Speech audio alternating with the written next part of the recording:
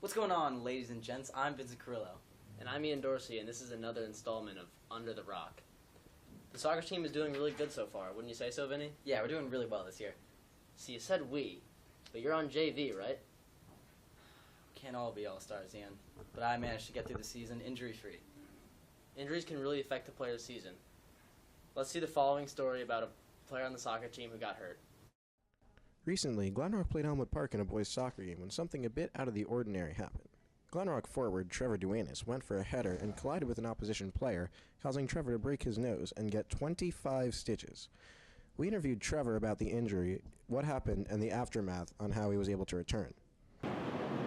I was playing soccer and I went up for a head ball, and some kid also went up for a head ball, but his head went directly into my nose, cut me on my nose about right here, got 25 stitches, and broke my nose.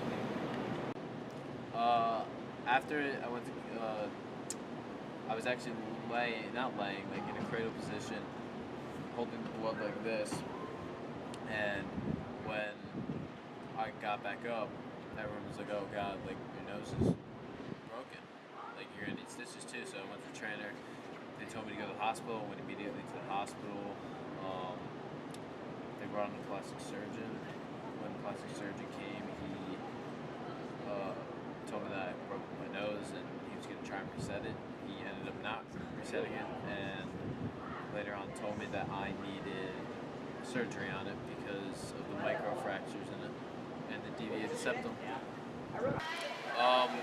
It kept me out for 9 days. I was out for 9 days. The doctor told me I couldn't go back until I saw him again. So I saw him again. He cleared me about 2 days ago. And he recommended me wearing a clear mask that basketball players usually wear. So I'm probably going to end up getting one of those. In the end, Trevor only ended up missing a couple games, and Glenrock went on to win both of those games, and now he's fully recovered and ready to be back for the playoffs.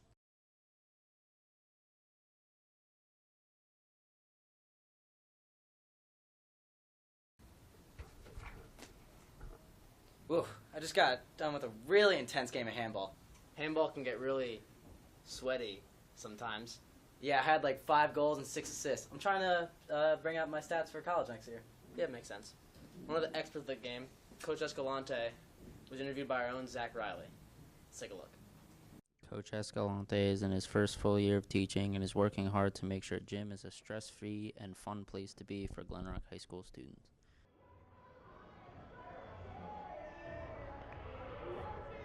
Here, I got your help. We need it.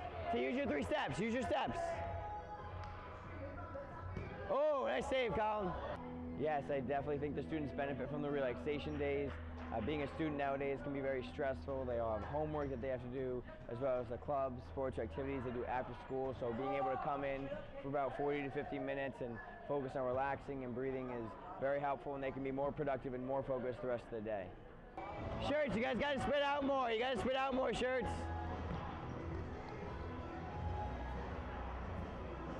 Finish that. So depending on the grade, that's how we decide what games that the kids are going to play or activities. So freshmen, right now we're in a throwing, catching, striking unit, so we're playing handball right now because it's cold. If we're outside, we'll do frisbee or football. I'm sure some of you know how to play can jam. I'm sure some of you do not. So just listen, the game's not too complicated and it's a lot of fun, okay? 10th grade is a big racket skill year, a lot of pickleball, tennis, things like that. And then everyone gets a chance to do the fitness center. And then for 12th grade, juniors and seniors, we often let them choose activities that they'd like to do throughout the year. We'll coordinate. So in order to coordinate what days we do relaxation, we'll often talk about it with the teachers that we're on for that period with. So for this period, I work with Ms. Cilio and Mr. Kerr. So we'll talk together to decide, you know, especially, and also it depends if kids talk about having a lot of test things, then we'll coordinate that way. So yeah, sometimes an important thing that we talk about in phys ed is just to be open to trying things. Whether you may be great at something or not so good at something, the important idea is to keep an open mind and try your best. All in all, Mr. Esco works hard to get every student involved in all of his classes.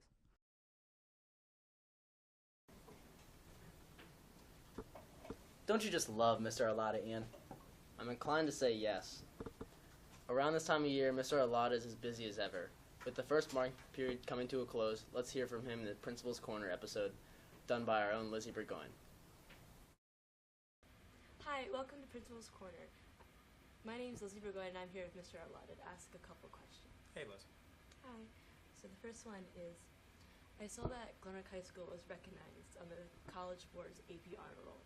So what does that exactly mean for the school? It was a nice honor. I guess 6 years ago when I came to Glenrock, one of the things that I wanted to do was increase our AP enrollment.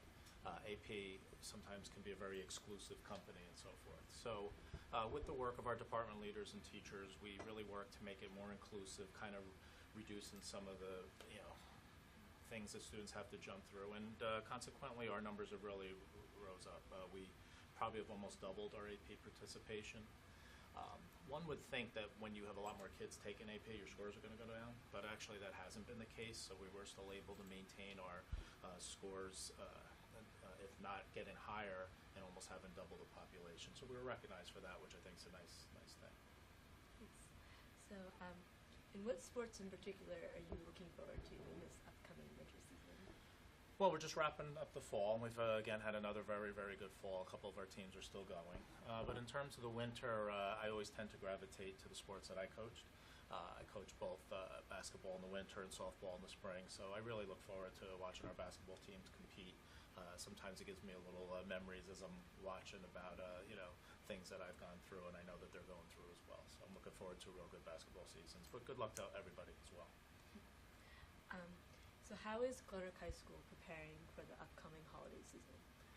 I think holidays are always a fun time around here. I look forward to just that energy that kind of steps up a little level. I think once the decorations hit and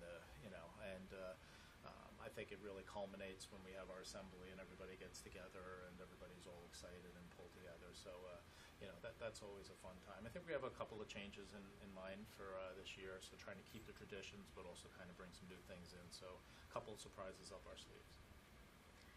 And so I saw that we hosted the community showcase. What exactly is that? Well, it's a district level initiative. Dr. Valenti spearheaded ways to really kind of show that the school is part of the bigger community. And last year we had our first one, and this was our second community showcase, where you have not only school organizations like Relay for Life and so forth, but also Girl Scouts and the police were here, and it really shows the whole Glenrock community. So if you're new in town, or maybe you're not 100% sure the different aspects, it's a way to come in. There's tables set up. People can visit the different tables and find out a little bit more about how they maybe can get even a little more involved in their own community. Thank you. All right, good talking to you. Well, from all of us here, thanks for watching. I've been Vincent Carrillo. And I'm Ian Dorsey. This has been another installment of Under the Rock. Peace out, GRHS.